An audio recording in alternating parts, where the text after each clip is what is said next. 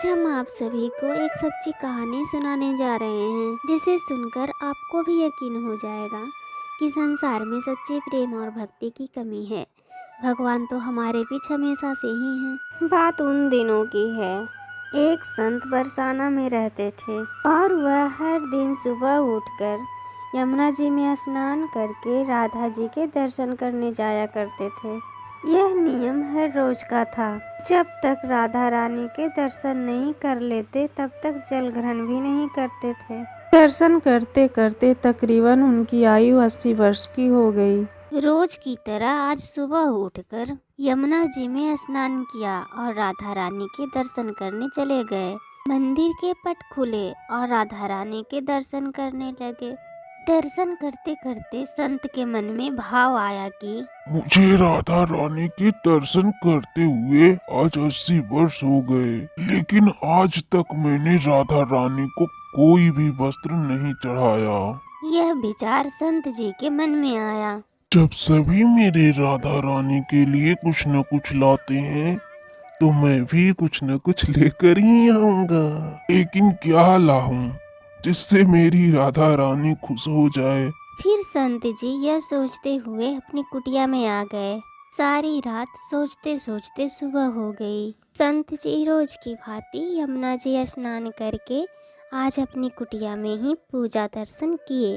दर्शन के बाद बाजार जाकर सबसे सुंदर लहंगा चुनरी का कपड़ा लाए और अपनी कुटिया में अपने ही हाथों से लहंगा चुनरी को सिला और सुंदर से सुंदर उस लहंगा चुनरी में गोटा लगाए।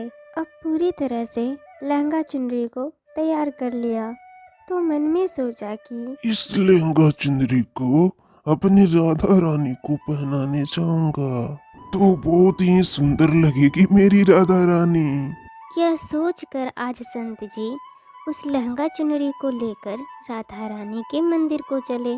मंदिर की सीढ़ियाँ चढ़ने लगे और अपने मन में सोच रहे हैं, आज मेरे हाथों के बनाए हुए लहंगा चुनरी अपनी राधा रानी को पहना दूंगा तो मेरी लाडली खूब सुंदर लगेगी। यह सोचते ही जा रहे थे, इतने में बरसाना की लड़की आई जिसका नाम था लाली और बाबा से कहती है, बाबा आज बहुत ही खुश हो, क्या बात है बाबा बताओ ना। तो बाबा ने कहा, लाली आज मैं बहुत खुश हूँ। आज मैं अपने हाथों से राधा रानी के लिए लहंगा चुनरी बनाया है। इस लहंगा चुनरी को राधा रानी को पहनाना है। उस लाली ने कहा, बाबा मुझे भी दिखाओ ना, आपने लहंगा चुनरी कैसी बनाई है। लहंगा चुनरी को देखकर वो लड़की बोली, अरे बाबा राधा रानी के पास तो बहुत सारी पोशाक है, तो ये मुझे दे दो ना। तो महात्मा बोले कि बेटी तुमको मैं दूसरी बाजार से दिला दूंगा। ये तो मैं अपने हाथ से बनाकर राधा रानी के लिए लेकर आया हूँ। लेकिन उस छोटी सी लड़की ने महात्मा का दुपट्टा पकड़ लिया। बाबा ये मुझे दे दो। पर संत भी जिद करने लगे कि दूसरी ही दिलवा दूंगा, ये नहीं दूंगा। लेकिन वो लड़की भी इतनी तेज थी कि संत के हाथों से छुड़ा लहंगा चुनरी लेकर भाग गई। अब तो बाबा को बहुत ही दुख लगा। मैंने आज तक राधा रानी को कुछ नहीं चढ़ाया, लेकिन जब लेकर आया तो लाली लेकर भाग गई। मेरा तो जीवन ही खराब है, अब क्या करूँगा।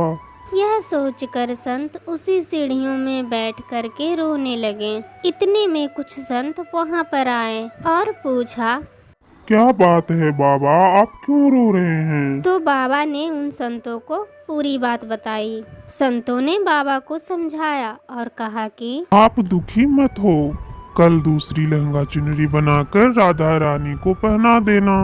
चलो राधा रानी के दर्शन को चलें। इस प्रकार संतों ने बाबा को समझाया और राधा रानी के दर्शन को लेकर चले गए। रोना तो बंद हुआ, लेकिन मन खराब था क्योंकि कामना पूरी नहीं हुई ना।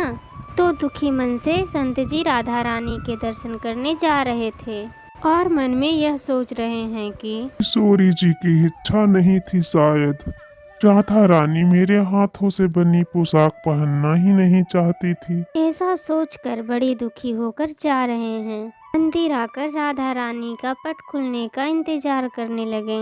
थोड़ी ही देर बाद मंदिर का पट खुले तो संतों ने कहा, बाबा देखो तो आज हमारी राधा रानी बहुत सुंदर लग रही है। संतों की बात सुनकर जैसे ही बाबा ने अपना सर उठाकर देखा तो जो लहंगा चुनरी बाबा ने अपने हाथों से बनाकर लाए थे वही आज राधा रानी ने पहना था। बाबा बहुत खुश हुए और राधा रानी से कहा, हे राधा रानी, आपको इतनी भी सब्र नहीं रहा। आप मेरे हाथों से मंदिर की सीढ़ियों से ही लेकर भाग गई, ऐसा क्यों? राधा रानी ने कहा, बाबा आपके भाव को देखकर मुझसे रहा नहीं गया। और ये केवल पोशाक नहीं है, इसमें आपका प्रेम है, इसीलिए तो मैं खुद ही आकर लहंगा चुनरी लेकर भाग गई। इतना सुनकर बाबा भाव विभोर हो गए और उसी समय किशोरी जी का धन्यवाद किया। प्रेम से बोलिए जय श्री राधे राधे। दोस्तों, आपको ये कहानी कैसी लगी कमेंट करके ज़रूर बताएं। वीडियो को लाइक करें और चैनल को सब्सक्राइब करना ना भूलें।